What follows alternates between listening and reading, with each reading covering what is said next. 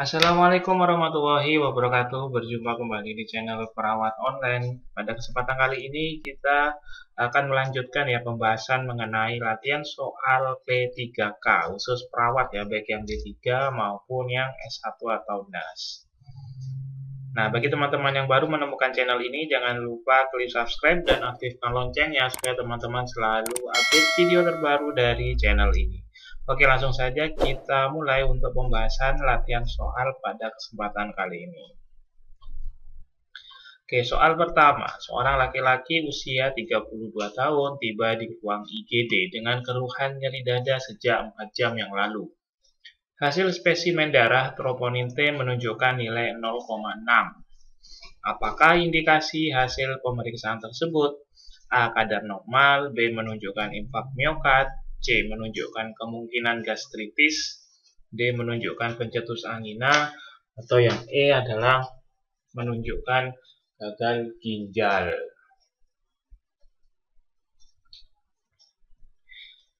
Oke, soal ini berarti berkaitan tentang interpretasi ya dari hasil pemeriksaan laboratorium.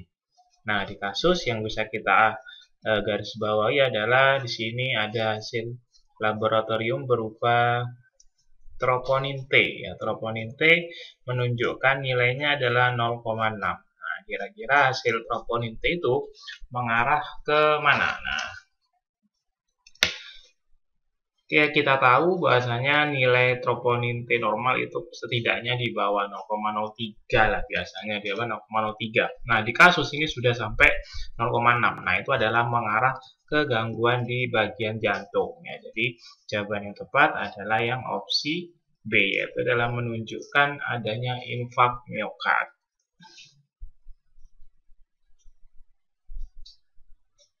Oke, kita lanjut soal berikutnya. Seorang laki-laki usia 35 tahun dirawat di ruang bedah dalam kondisi sedang transfusi.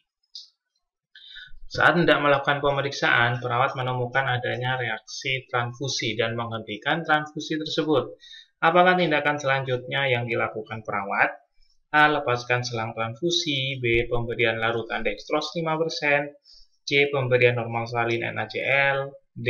Memeriksa kondisi ujung selang transfusi, atau yang E adalah mendokumentasikan hasil temuan.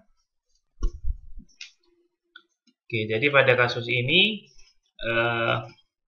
pasien sedang dilakukan transfusi ya, kemudian timbul namanya reaksi transfusi. Nah, apa yang sudah dilakukan perawat? Nah, perawat pada kasus ini sudah dijelaskan, disebutkan bahwasanya perawat sudah menghentikan transfusi ini. Nah, kemudian pertanyaannya adalah apakah tindakan selanjutnya? Oke. Nah, jadi bila ada pasien yang mengalami reaksi transfusi, maka yang harus kita lakukan adalah segera hentikan transfusi. Nah, maka tindakan selanjutnya yang mana? Apakah yang A, B, C, D, atau yang E? Oke, ya, saya rasa sudah jelas, maka jawabannya adalah yang opsi C ya. Nah, apabila sudah dihentikan transfusinya, nah maka jangan lupa. Nah, kita bilas, biasanya kita bilas dengan larutan PZ atau NaCl 0,9%. Nah, maka jawaban yang tepat adalah yang opsi C. Oke ya, jadi step by step ya. Jadi hati-hati jangan ada yang terlewat. Nah, untuk opsi E, mendokumentasikan ini hati-hati ya. Jangan terkecoh dengan jawaban ini. Dokumentasi itu biasanya dilakukan di akhir ya. Setelah kita sudah melakukan tindakan, sudah menyelesaikan semua tindakan, maka yang terakhir adalah jangan lupa untuk melakukan dokumentasi keperawatan. Oke, kita coba soal berikutnya. Seorang perempuan usia 35 tahun dibawa ke UGD dengan keluhan luka bakar sejak 1 jam yang lalu. Hasil pengkajian luas luka bakar ditemukan 40%, berat badannya 50 kg. Perhitungan cairan menggunakan formula Baxter. Pertanyaannya, berapakah kebutuhan cairan pasien pada 8 jam pertama? Opsi A 4000 cc, B 5000 cc, C 6000 cc, D 7000 cc, E 8000 cc. Oke, ini pertanyaan mengenai luka bakar. Nah, kita ingat kembali ya untuk rumus Baxter, yaitu adalah 4 dikali luas luka bakarnya kemudian dikali berat badan ya. Jangan lupa dalam satuan kilogram. Oke, sekarang tinggal kita masukkan saja di sini. Nah, ini kan ada 4, kemudian luas luka bakarnya sudah diketahui, jadi kita tidak perlu lagi menghitung menggunakan rule of 9 ya. Jadi, karena di soal ini sudah diketahui 40%, ya tinggal kita masukkan saja 4 dikali 40, kemudian berat badannya juga sudah diketahui, yaitu adalah 50 kg.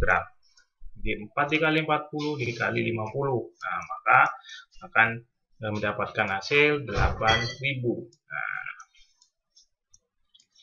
perhatikan lagi pertanyaannya, karena pertanyaannya di sini adalah kebutuhan cairan pasien pada 8 jam pertama, nah, sedangkan 8.000 cc ini adalah kebutuhan pasien dalam 24 jam.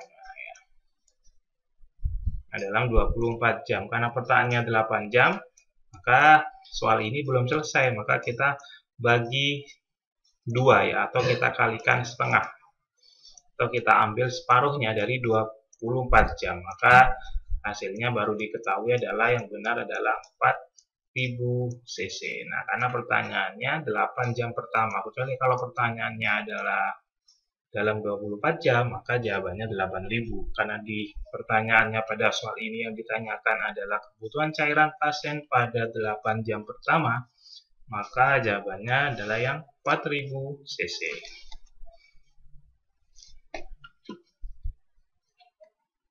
Oke, kita lanjut soal berikutnya. Seorang perempuan usianya 25 tahun dibawa ke IGD dengan kondisi penurunan kesadaran akibat karena kecelakaan lalu lintas sejak 1 jam yang lalu. Hasil pengkajian GCS-nya 6, sulit bernafas, luka pada leher, dan racun eyes. Tekanan darah menunjukkan 110/65, frekuensi nadinya 100, RR-nya 30. Apakah teknik membuka jalan nafas yang tepat pada kasus? A. Melakukan head lift dan chin lift, B. Melakukan finger swab, C. Melakukan chin lift, D. Melakukan head lift, atau yang E adalah melakukan jaw thrust. Nah, ini soal terkait tentang keperawatan gawat darurat. Nah, soal seperti ini yang biasanya juga seringkali muncul ya di ujian P3K terkait tentang kegawat daruratan. Oke, kita kembali lagi ke kasus. Pertanyaannya adalah apakah teknik membuka jalan nafas ya. Jadi, sebagaimana kita ketahui, teknik membuka jalan nafas ada head lift, chin lift, dan jaw thrust ya. Atau biasanya kita sebut dengan manuver three-way ya. Karena ada 3, ada head lift, chin lift, dan jaw thrust. Oke, kita kembali ke kasus. Perhatikan kasus ini, ternyata pasiennya mengalami penurunan kesadaran. Kemudian GCS-nya 6, ya, karena penurunan kesadaran GCS-nya 6. Kemudian ada luka pada leher dan racun eyes. Nah, ini yang perlu kita perhatikan, adanya luka atau jejas pada leher dan adanya racun eyes atau mata panda.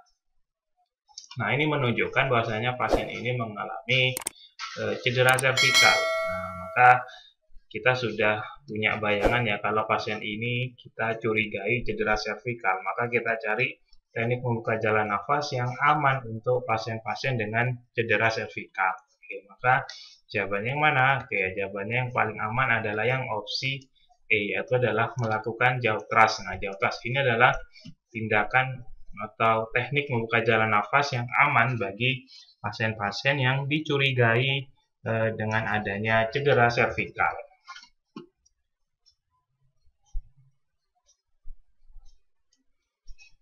Oke, kita lanjutkan. Seorang laki-laki usianya 30 tahun datang ke IGD karena mengalami kecelakaan mobil. Saat dilakukan pemeriksaan, pasien gelisah, GCS-nya 7, RR-nya 30 kali per menit, ada suara nafas gargling. Frekuensi nadi 110 kali per menit, tampak lebam pada area mata, dan ekimosis di belakang telinga, keluar darah dari telinga dan hidung. Pertanyaannya, apakah tindakan keperawatan pada pasien tersebut? Opsi A adalah memasang OPA atau mayo ya, kemudian B memasang infus, C melakukan suction, D memasang NPA, atau E memasang neck collar. Oke, ini masih soal yang berkaitan tentang keperawatan gawat darurat. Baik, kita kembali ke kasus. Nah, di kasus kita ketahui bahwasanya pasiennya penurunan kesadaran ya, GCS-nya 7. Nah, kemudian ada tampak lebam pada area mata. Nah, ada lebam pada area mata. Nah, ini bisa juga kita katakan adanya rakun eyes ya, seperti soal di sebelumnya. Kemudian ada ekimosis di belakang telinga. Kemudian ada keluar darah dari telinga dan hidung. Berarti ada otore, keluar darah dari telinga, atau rhinore ya, keluar darah dari hidung. Nah, jadi bisa kita simpulkan karena adanya tanda dan gejala tadi, maka pasien ini kita curigai adanya cedera servikal.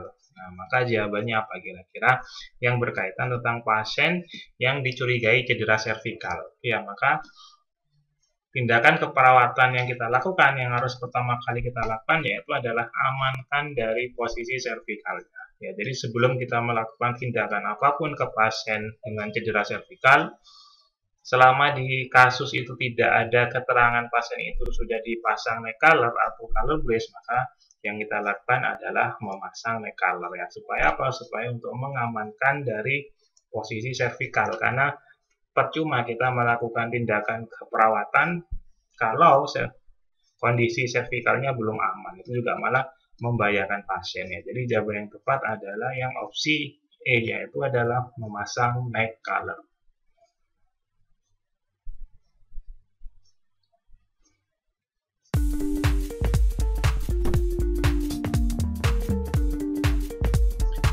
Oke, bagi teman-teman yang sedang mempersiapkan ujian P3K perawat, nah ini ada info menarik bagi teman-teman untuk menambah amunisi ya, persiapan supaya lebih pede, ya, supaya lebih pede, percaya diri, dan semakin yakin bisa lulus P3K di periode ini. Teman-teman langsung saja bisa klik ya link yang ada di deskripsi video ini terkait tentang kelas online P3K perawat. Jadi di sini ada 4 pilihan programnya, ada paket online, ada kelas mandiri, ada kelas ekspres, ada kelas privat ya. Untuk lebih lengkapnya teman-teman silakan langsung saja klik link yang ada di deskripsi video ini.